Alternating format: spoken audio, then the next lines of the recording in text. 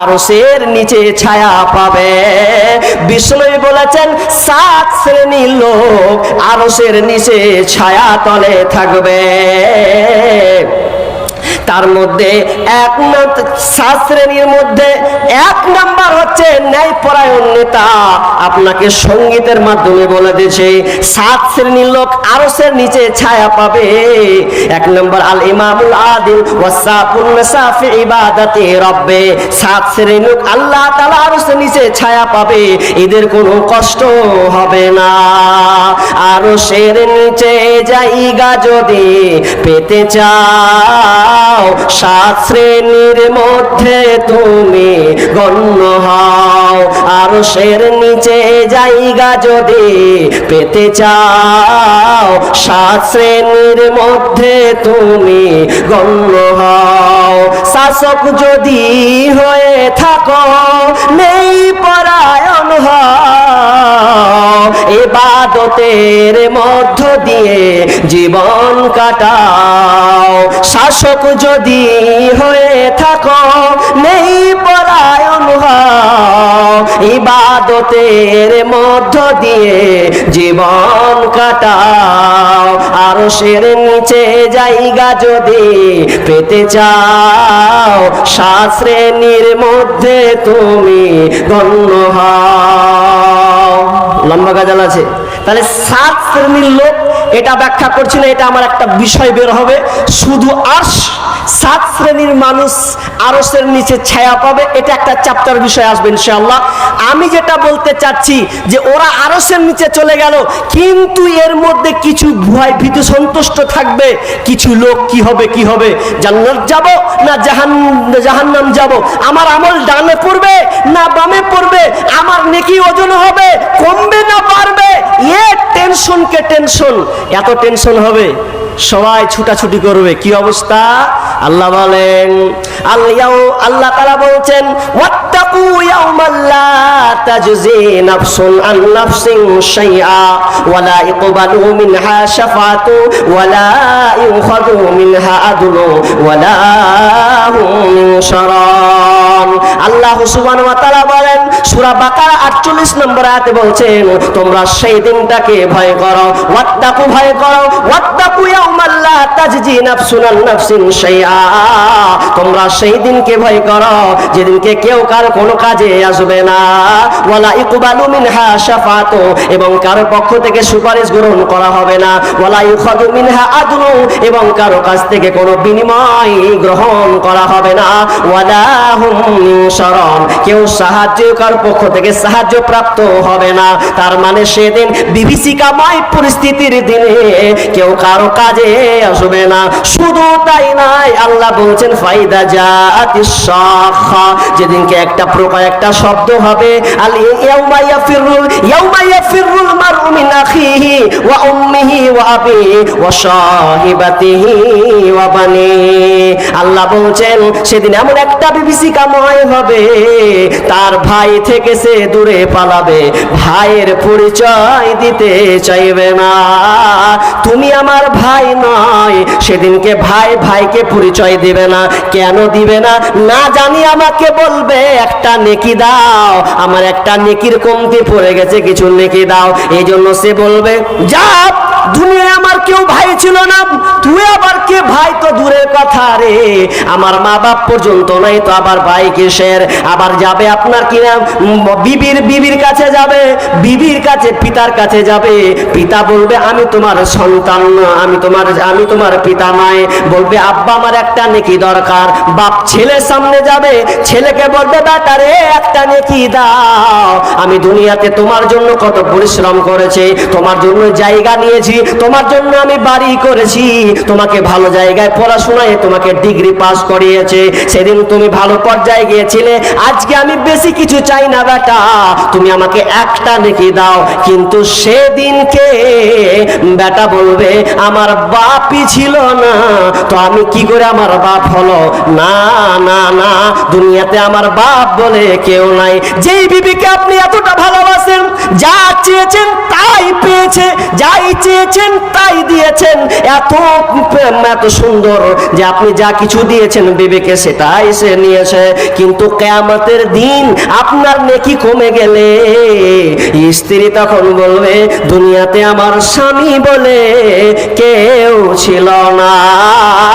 এক কথায় সারাংশ সেই দিন হবে কি করি, কোথায় যাই, কোথায় যায়।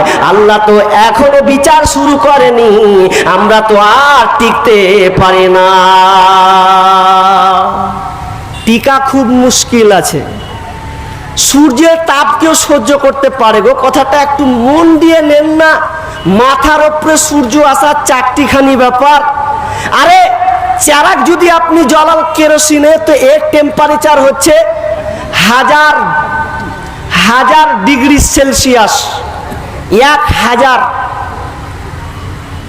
1300 ডিগ্রি সেলসিয়াস। আর একটা আগুনকে যখন পুরানো হয়, লোহাকে যখন গলা হয়, আর টেম্পারেচার লাগে 1500 থেকে 1600 ডিগ্রি সেলসিয়াস। মোমবাতি জ্বালাতে গেলে 1000 ডিগ্রি সেলসিয়াস তাপমাত্রা। তাহলে এতগুলো তাপমাত্রা যদি দুনিয়ার তাপমাত্রা সহ্য করতে না পারি, দুনিয়ার আগুন যদি সহ্য করা না যায়, সূর্য মাথার উপরে আসবে, কি হবে আপনার অবস্থা? বাঁচার কোনো পথ আছে? কেউ সেদিনকে রক্ষা পাবে না। ভাই একটা কথা বলি, দুনিয়াতে এসেছি এটা কিছুক্ষণের জন্য, যেতে হবে চিরজীবনের জন্য। আবার কথাটা আবার বলি, আমরা দুনিয়াতে এসেছি কিছু সময়ের জন্য, যেতে হবে চিরস্থায়ীর জন্য। যেই দিন হবে আপনার জান্নাত এবং জাহান্নাম, এমন বিভীষিকাময় হবে, এই পরিস্থিতিতে কোথায় যাব, কোথায় যাব, সবাই যেন নফসি নফসি নফসি। এবার মুমিনরা, কিছু মুমিন আটকা পড়বে। আনাস রাদিয়াল্লাহু তাআলা আনহু বলছেন বুখারীর হাদিসে, যে যখন আটকা পড়বে তখন বলবে চল না কোথায় যায়, যদি কিছু নিস্তার পাই, হিসাবটা শুরু হোক না, এখন এখান থেকে পরিত্রাণ পাই। তখন ওরা প্রথম কার কাছে যাবে, কার কাছে যাবে, কার কাছে যাবে? যাবে তো আদমের কাছে যাবে, যাবে তো আদমের কাছে যাবে। আদমের কাছে যখন যাবে, আদমকে দেখবে ও তিনি পায়ের হাঁটু গেড়ে বসে ইয়া নফসি ইয়া নফসি। তিনিও কাঁদো কাঁদো অবস্থায়, হায় আমার কি হবে, হায় আমার কি হবে।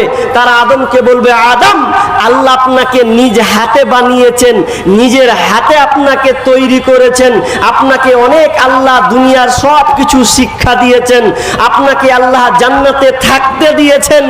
একটাই আরজ করো, আমরা এখন বিপদে মুসিবতের মধ্যে পড়েছি, আল্লাহকে বলো না। আদম আলাইহিস সালাম বলবে আমি পারলাম না, আমি পারলাম না, আমিও কি করি, বাঁচি না মরি, আমার কি অবস্থা, আমি তোমাদের জন্য কি সুপারিশ করব? অথচ আমি জান্নাতে আল্লাহর অর্ডারকে আমি মেনেছিলাম না, আল্লাহর অর্ডারকে আমি নাফরমান করেছিলাম। আল্লাহ আমাকে বলেছিল আদম রে, লা তাকরাবা হাদিহিস শাজারা ফাতাকুনা মিনাজ জালিমিন, ওই গাছটার নিকট যাবে না। কিন্তু আমি গিয়েছিলাম, ফল খেয়ে নিয়েছিলাম, এই জন্য আমিও পারবো না, তোমরা চলে যাও নূহ আলাইহিস সালামের কাছে।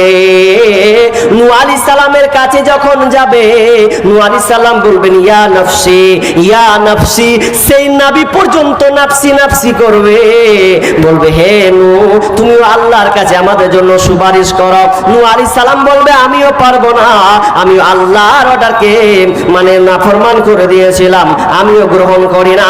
আমার বেটা কেনানকে আমি নৌকাতে উঠানোর চেষ্টা করছিলাম, অথবা আমিও বিপদে, আমিও জানি কি হয়, তোমরা চলে যাও। নূহ নয়, তোমরা চলে যাও ইব্রাহিম আলাইহিস সালামের কাছে। ইব্রাহিম আলাইহিস সালামের কাছে গিয়ে বলবেন, ইব্রাহিম আলাইহিস সালামকে বলবেন হে আপনি তো আল্লাহ আল্লাহর বন্ধু, আপনি হচ্ছেন আল্লাহর বন্ধু। ইব্রাহিম আলাইহিস সালামকে বলা হবে আপনি আমাদের জন্য দোয়া করে দেন। কোনো লাভ নাই। ইব্রাহিম আলাইহিস সালাম বলে আমিও পারবো না, কারণ আমিও বড় মুসিবতে আছি। আল্লাহ মনে হয় আমার উপরে রাগান্বিত আছে। আমি 3 জায়গায় মিথ্যা কথা বলেছিলাম, ওটা জানি কি না হয়, আমার কি না হয়, আমিও পারবো না। তখন ইব্রাহিম আলাইহিস সালাম বলবে ওরে তোমরা যাও মুসা কালিমুল্লাহর কাছে, মুসাকে গিয়ে বলো যেই মুসা তুর পাহাড়ে আল্লাহর সঙ্গে কথা বলেছেন ওর কাছে যাও, না হয় ওই তোমাদেরকে কিছু করতে পারে কিনা। সবাই ছুটবে গিয়ে এবার মুসা আলাইহিস সালামকে বলবে মুসা আপনি একজন সম্মানীয় মানুষ, আপনি আল্লাহর সঙ্গে কথা বলেছেন, অতএব আপনি আমাদের জন্য সুপারিশ করুন আল্লাহর কাছে। মুসা আলাইহিস সালাম বলবেন আমিও পারবো না, কারণ আমি একটা লোককে চর মেরে দিয়েছিলাম, আর চরের কারণে লোকটা মারা গিয়েছে, না জানি আজকে আমার কি হয়। তো তোমরা চলে যাও ঈসা আলাইহিস সালামের কাছে। ঈসা আলাইহিস সালামের কাছে যখন যাবে তখন ঈসা আলাইহিস সালাম একই প্রতি উত্তর বলবে আমিও পারবো না, আমিও পারবো না, আমার উম্মতের ব্যাপারে আমার জানি কি না হয়। আল্লাহ আমাকে নাফসাওয়ারি প্রশ্ন করে, এই জন্য আমি পারবো না। যদি তোমরা যেতে চাও তাহলে নবী মুহাম্মদুর রাসূলুল্লাহ সাল্লাল্লাহু আলাইহি ওয়াসাল্লামের কাছে যাও। আর রাস্তা নাই, সবাই বিশ্বনবীর কাছে যাবে। আর বিশ্বনবীর কাছে যখন যাবে তখন বলবে আপনি আমাদের জন্য সুপারিশ করুন। আমি তখন নবী সাল্লাল্লাহু আলাইহি ওয়াসাল্লাম বলছেন যে আমি সেই দিন সুপারিশ করব, তাদের জন্য আমি সুপারিশ করব। সুপারিশটা একবার নয়, 2 বার নয়, 3, 4, 5 বার সুপারিশটা হবে। সুপারিশ করবেন, সিজদায় পড়ে যাবেন, কথা বলবে না। আল্লাহ বলবে হে আমার বন্ধু তুমি মাথাটাকে উঠাও, মাথা উঠাও, কি চাও বলো। আল্লাহ আমাকে প্রশংসা কথা শিখিয়ে দেবেন, চাওয়ার সব কিছু প্রসেস শিখিয়ে দেবেন। আমি ওইভাবে আল্লাহর কাছে চাইতে থাকবো এবং আমি চিনে চিনে আমার উম্মতগুলোকে আমি জান্নাতে নিয়ে যাব। আরো অনেক কথা আছে, আমি মেন পয়েন্টের দিকে যাচ্ছি, সারাংশ নিয়ে যাব, গুটিয়ে নিব। তবে কথা হচ্ছে মাঠ ভয়ঙ্কর, এতটা ভয়ঙ্কর হবে যে মানুষ এখনো ভয়ভীত সন্তুষ্ট, যে এখনো বিচার হয়নি, বিচার শুরু হবে, হালাতটা কেমন হবে খুবই আশ্চর্যজনক হয়ে যাবে, খুবই পরিস্থিতি খারাপ হয়ে যাবে। এজন্য আল্লাহর রাসূল সব সময় দোয়া করতেন আল্লাহুম্মা হাসিবনি হিসাবান ইয়াসিরা, আল্লাহুম্মা হাসিবনি হিসাবান ইয়াসিরা। আল্লাহ তুমি আমাদের হিসাবকে সহজ করে দিও। কারণ সহজ করে দেওয়া মানে আয়েশা রাদিয়াল্লাহু তাআলা নবীকে বলছেন ও দয়ার নবী গো হিসাব ফের আবার সহজ কি জিনিস।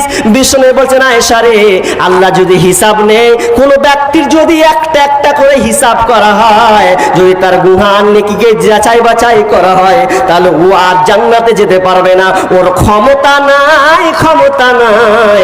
কিন্তু আল্লাহ তাদের আমলনামা দেখে তাদেরকে জান্নাতে দিয়ে দিবেন, সহজ করে তাদেরকে ছেড়ে দেবেন। ক্ষমতা কারো থাকবে না। রোজ হাসরে আল্লাহ আমার করোনা বিচার, আল্লাহ করোনা বিচার। যেদিন রোজ হাসরে আল্লাহ আমার করোনা বিচার, আল্লাহ করোনা বিচার। বিচার চাহে না তবু দয়া চাইয়ে গুনাহগার, আল্লাহ করোনা বিচার, আল্লাহ করোনা বিচার। বিচার করলে আমরা কেউ বাঁচতে পারবো না। কিন্তু শুনলেন লাস্ট একটাই হাদিস আমি আপনাদেরকে বলবো, আর লম্বা করব না। লাস্ট একটা হাদিস আমি আপনাদেরকে বলবো। সেদিনকে এমন একটা বিভীষিকাময় হবে, ভয়াবহ অবস্থা হবে, যেদিনকে যখন হিসাব শুরু হয়ে যাবে বন্ধুরে, প্রশ্ন যখন শুরু হয়ে যাবে, কারো প্রশ্ন উত্তর দেওয়া অত চারটিখানি ব্যাপার নয়। তবে যারা ঈমানদার তাদের কোনো ভয় থাকবে না।